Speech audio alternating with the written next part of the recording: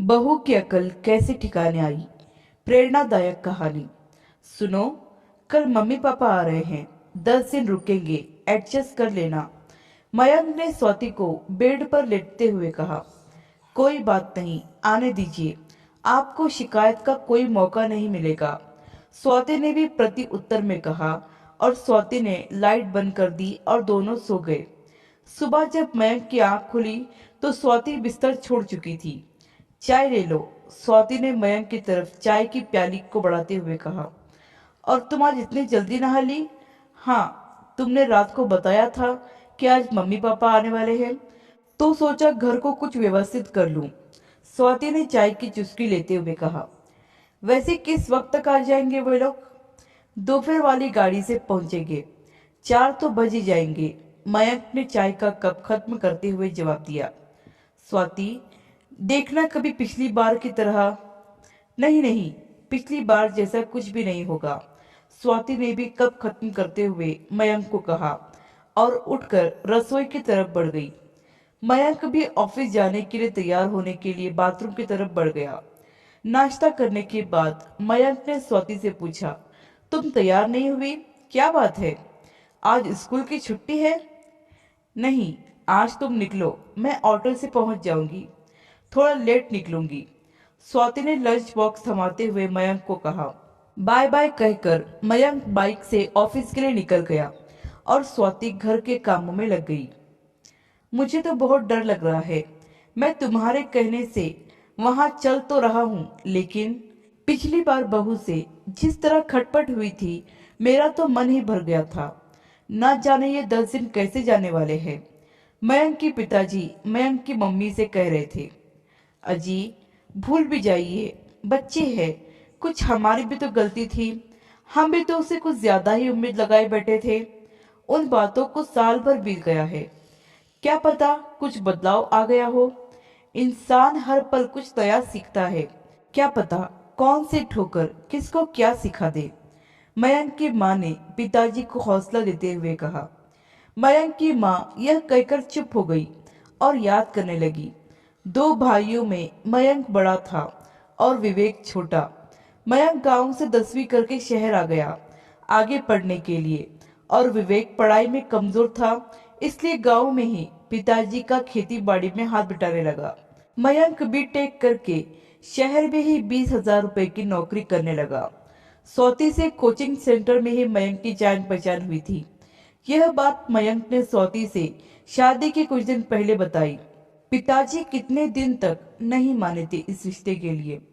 वो तो मैंने ही समझा बुझा कर रिश्ते के लिए मनाया था, वरना ये तो पड़ोस के गांव के अपने दोस्त की बेटी माला से ही रिश्ता करने की जिद लगाए बैठे थे। गांव आकर स्वाति के घर वालों ने शादी की थी। 2 साल होने को आए थे उस दिन को भी। शादी करके दोनों शहर में ही रहने लगे। स्वाति भी प्राइवेट स्कूल में टीचर की जॉब करने लगी। पिछली बार जब गांव से आए थे तो मन में बड़ी उमंगे थी, पर 7-8 दिन में ही बहू के तेवर और बेटे की बेबसी के चलते वापस गांव की तरफ हो लिए। कई बार मयंक को फोन करके बोला भी कि बेटा गांव आ जा, पर वो हर बार कह देता, माँ छुट्टी ही नहीं मिलती, कैसे आऊं। लेकिन मैं तेरी एक माँ, आखिर माँ का मन तो करता है ना अपने बच्चे से मिलने का। बहू चाहे कैसा भी बर्ताव करे, काट लेंगे किसी तरह से ये 10 दिन, पर बच्चे को जी भर के देख तो लेंगे। अरे भगवान, उठ जाओ, स्टेशन आ गया, उतरना नहीं है क्या? मयंक के पिताजी की आवाज मयंक की माँ को यादों की दुनिया से वापस खींच लाई। सामान उठाकर दोनों स्टेशन से बाहर आ गए और ऑटो में बैठकर दोनों मयंक के घर के लिए रवाना हो गए। घर पहुंचे तो बहू घर पर ही थी। जाते ही बहू ने दोनों के पैर छुए। हम दोनों को डाइनिंग रूम में बिठाकर हम दोनों के लिए ठंडा ठंडा शरबत लाई। हम लोगों ने जैसे ही शरबत खत्म किया, बहू ने कहा, पिताजी, आप सफर से थक गए होंगे, नहा लीजिए, सफर की थकान उतर जाएगी, फिर मैं आपके लिए खाना लगा देती हूँ। पिताजी नहाने चले गए। बहू रसोई में घुसकर खाना बनाने लगी। थोड़ी देर में मयंक भी आ गया। फिर बैठकर सबने थोड़ी बातें की और फिर सबने खाना खाया।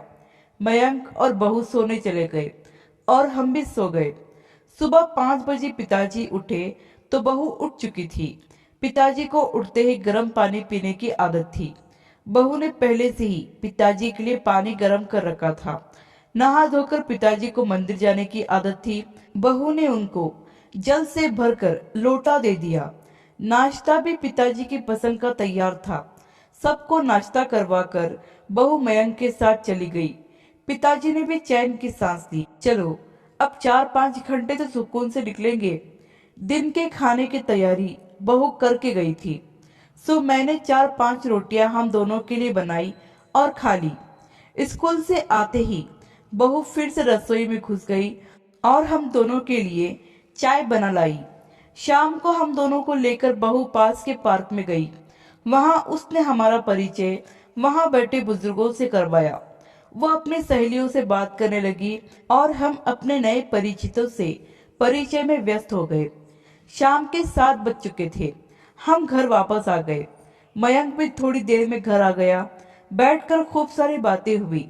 बहू भी हमारी बातों में खूब दिलचस्पी ले रही थी। थोड़ी देर बाद सब सोने चले गए। अगले दिन संडे था। बहू, मयंक और हम दोनों चिड़ियाघर देखने गए। हमारे लिए ताज्जुब की बात यह थी कि प्रोग्राम बहू ने बनाया था। बहू ने खूब अच्छे से चिड़ियाघर दिखाया और शाम को इंडिया गेट की सैर भी करवाई। खाना पीना भी हम सब ने बाहर ही किया। फिर हम सब घर आ गए और सो गए। इस खुश मिजाज रूटीन से पता ही नहीं चला वक्त कब पंख लगाकर उड़ गया।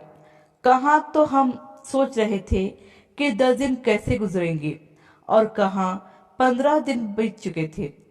आखिर कल जब विवेक का फोन आया कि फसल तैयार हो गई है और काटने के लिए तैयार है, तो हमें अगले ही दिन गांव वापसी का प्रोग्राम बनाना पड़ा।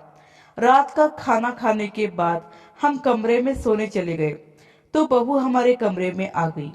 बहू की आंखों से आंसू बह रहे थे। मैंने पूछा, क्या बात है बहू, रो क्यों रही हो? तो बहू ने पूछा, पिताजी, माँ जी, पहले आप लोग एक बात बताइए, पिछले 15 दिनों में कभी आपको यह महसूस हुआ कि आप अपनी बहू के पास है या बेटी के पास? नहीं बेटा, सच कहूं तो तुमने हमारा मन जीत लिया। हमें किसी भी पल यह नहीं लगा कि हम अपनी बहू के पास रह रहे हैं। तुमने हमारा बहुत ख्याल रखा।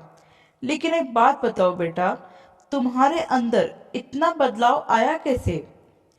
पिताजी, पिछले साल मेरे भाई की शादी हुई थी। मेरे मायके की माली हालत बहुत ज्यादा बढ़िया नहीं है।